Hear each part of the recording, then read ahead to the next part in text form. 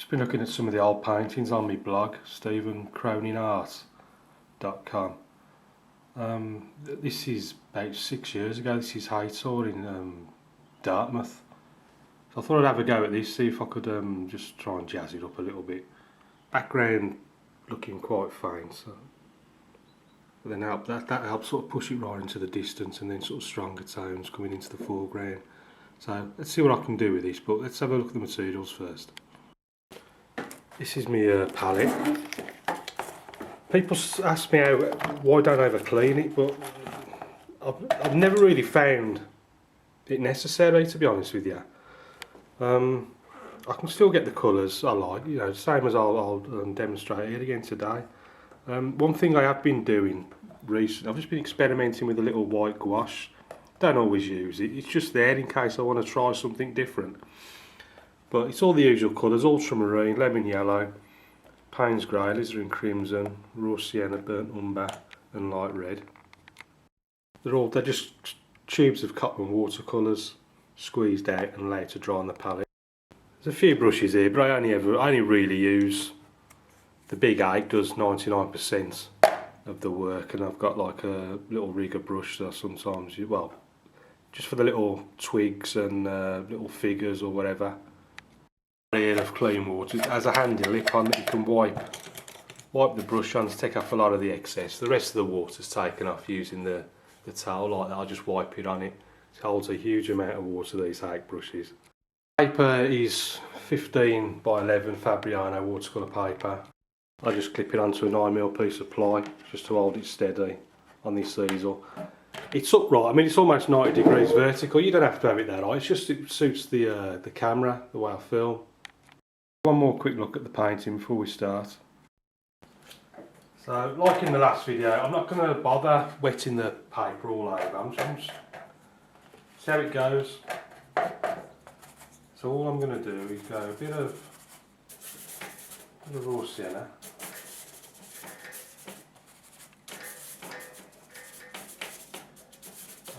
Again, this is just a loose impression of the painting, which in itself was just a loose impression. That's how I paint. No two paintings are ever going to look the same. I just use them as a guide, really. I hate it when you...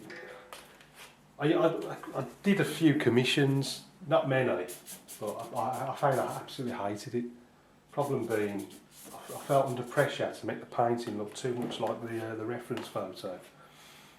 And you tighten up, and I just couldn't paint with my usual looseness and freedom. So in the end I just had to knock them on the head, don't do the head. This is alizarin crimson, bit of Payne's grey, and just pop that up in there, something like that. Bring this down a bit further. And I'm going to do use, this is just clean water now, just dipping in, just to sort of line it as it's coming right the way down to where those hills are going to be.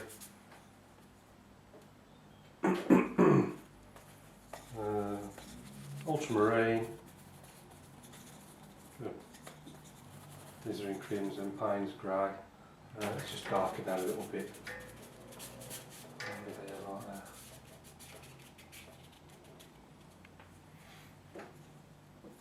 Now I'm going to put these hills in. You can always use a bit of tissue if you like, pop a few more clouds in.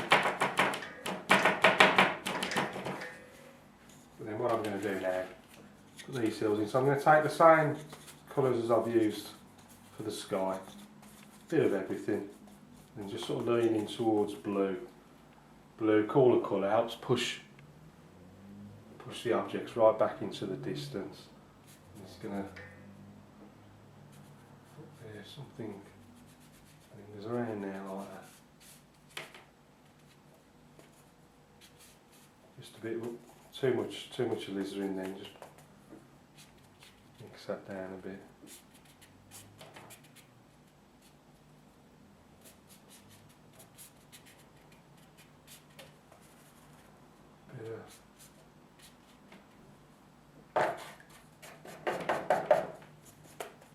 Let's go for a bit more blue. A little bit.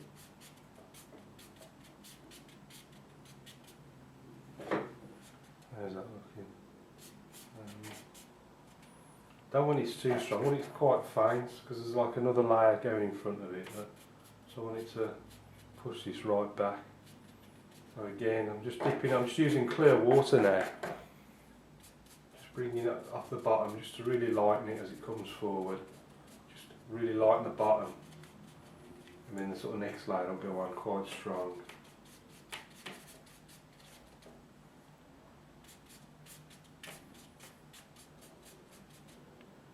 So I'm just working out the shape of what the next plane will be. So something like that. So next I'm going to go raw sienna, put a bit of light red in there as well. Bit of burnt umber. And then this is coming sort of over there like that. You can see, pushing it right back now what we've just done. Bit of ultramarine. Let's clean the brush. A bit more raw sienna.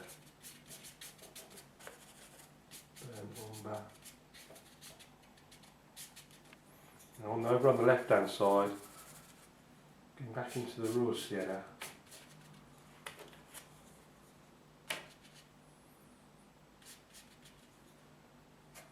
It's a little bit of, I can just see a hint of green in the distance there, so I'm just going to go into a bit of lemon yellow. Bit of lemon yellow.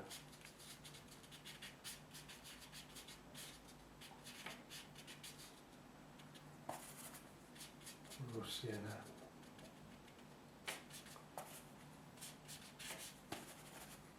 Burnt umber. Let's get this bit, brush is a bit dry. Just put a bit more water on it, just to loosen the paint a bit there.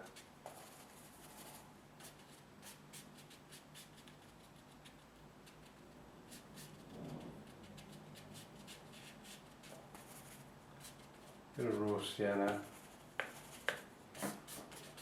The burnt umber.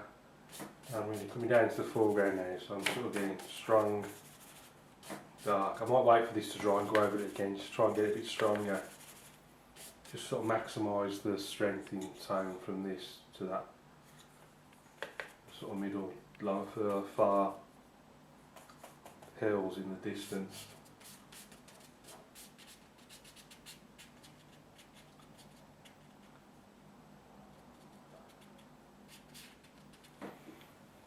Now moving on to this left hand side, bit of green. Let's clean the brush.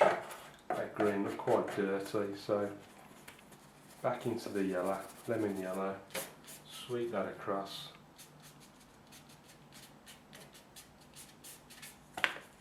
Bit of burnt umber, raw sienna.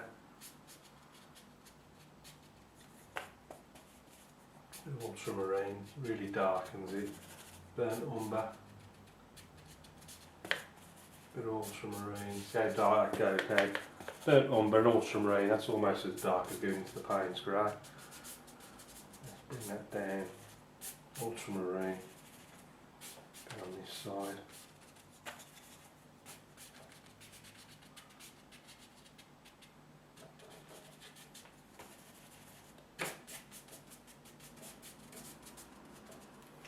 Now before, stretch slightly. As long as you don't, the clips come off the other side. As long as you don't use too much water, and you're not using sort of ultra thin watercolour paper. This is £130. I'd recommend about 140 really. As long as you don't use too much water, you can get away with not stretching it. Just going to use a piece of card. It's just scraping a few rocks. Obviously they're smaller in the distance, and then as they get closer towards us, they get bigger.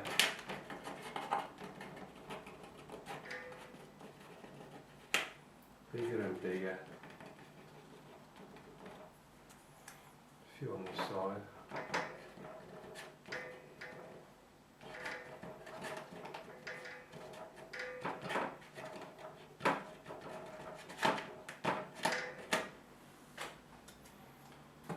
Just breaks up that mass in the foreground, just gives it a bit of texture, makes it look more interesting.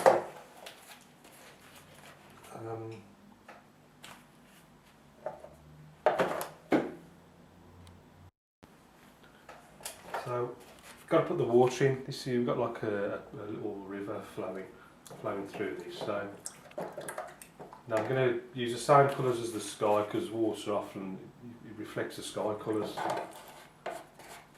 So I want a fairly dry brush, because I want it to sort of break up. I don't want a sort of uniform flat wash. So I've took most of the excess water off on the tea towel. I'm going to go, grab a few of those sky colours, but then sort of lean the whole thing sort of towards blue. So this is sort of coming down there like that. More blue.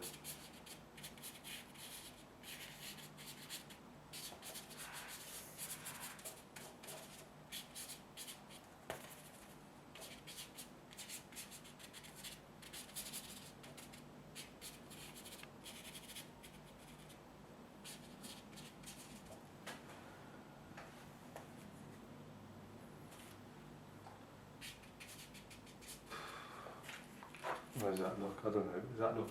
I can't tell, to be honest with you. Does that look okay? I don't know.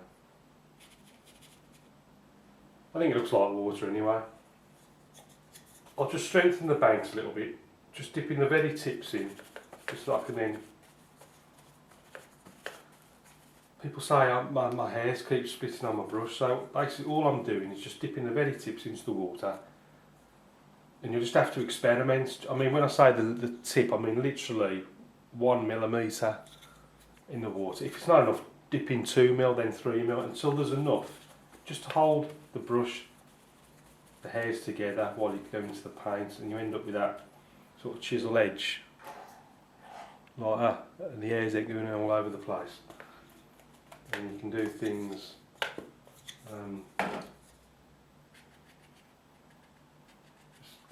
Like strengthening these banks, these river banks, just where it defines the better where the land meets the water.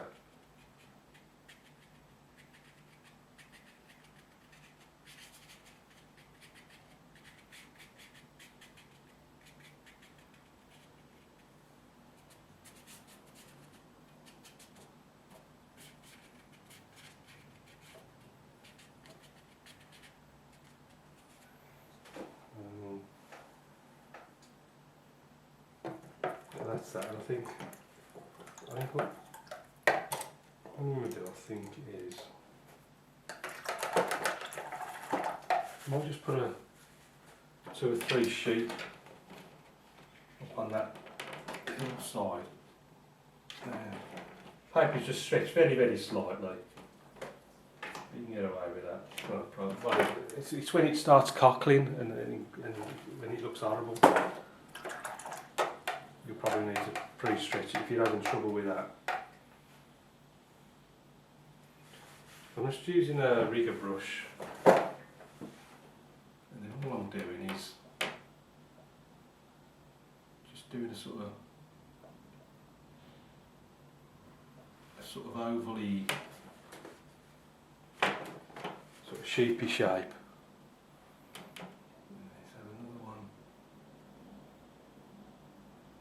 Over there.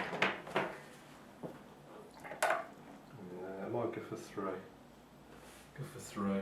Then another one quite close to that one. Just sort of oval.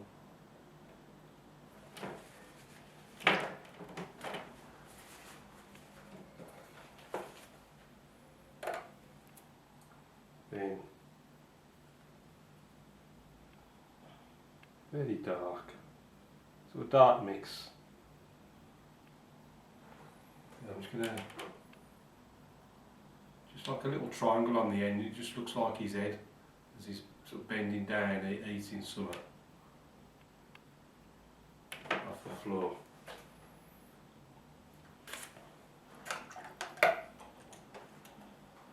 Just going to switch to an even smaller rig that I bought recently. This is a size 0.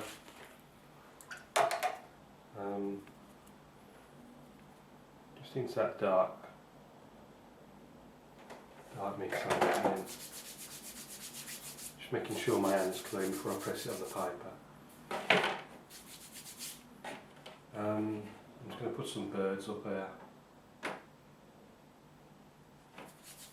Couldn't really see them.